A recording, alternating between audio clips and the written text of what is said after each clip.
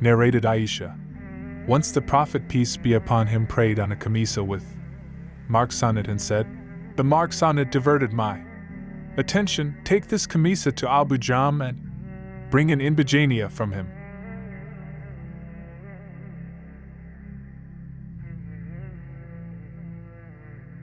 Narrated Ibn Umar. The Prophet, peace be upon him, saw expectoration in the direction of the Qibla of the mosque, while he was leading the prayer, and scratched it off.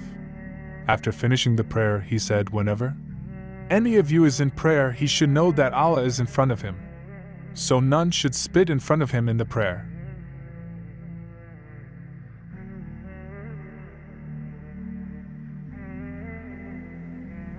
Narrated Anas. While the Muslims were offering the far prayer, Allah's Messenger, peace be upon him, suddenly appeared before them by lifting the curtain of the dwelling place of Aisha, looked towards the Muslims who were standing in rows. He smiled with pleasure. Abu Bakr started retreating to join the row on the assumption that the Prophet wanted to come out for the prayer. The Muslims intended to leave the prayer, and were on the verge of being put to trial, but the Prophet, peace be upon him, beckoned them to complete their prayer, and then he let the curtain fall. He died in the last hours of that day.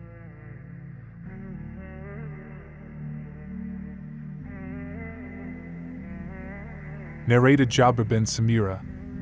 The people of Kufa complained against Sa'di to Umar, and the latter dismissed him and appointed Ammar as their chief. They lodged many complaints against Sa'di, and even they alleged that he did not pray properly. Umar sent for him and said, "O Abi Ishaq, these people claim that you do not pray properly." Abu Ishaq said, "By Allah, I used to pray with them a prayer similar to that of Allah's apostle, and I never reduced anything of it. I used to prolong the first 2 rakat of Isha prayer and shorten the last 2 rakat." Umar said, "O Abi Ishaq, this was what I thought about you." And then he sent 1 or more persons with him to Kufa so as to ask the people about him. So they went there and did not leave any mosque without asking about him. All the people praised him till they came to the mosque of the tribe of Bani Abs.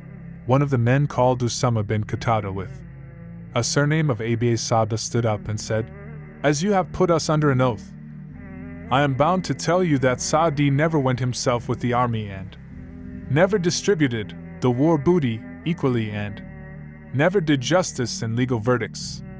On hearing it, Sa'di said, "I pray to Allah for 3 things.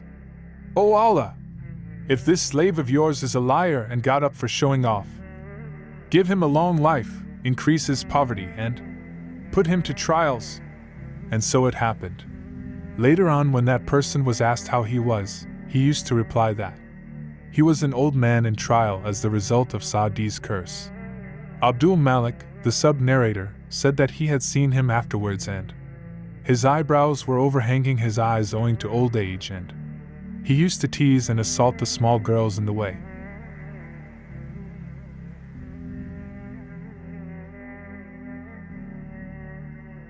Narrated Ubadah bin as-Samit. Allah's Messenger, peace be upon him, said, "Whoever does not recite Al-Fatiha in his prayer is invalid."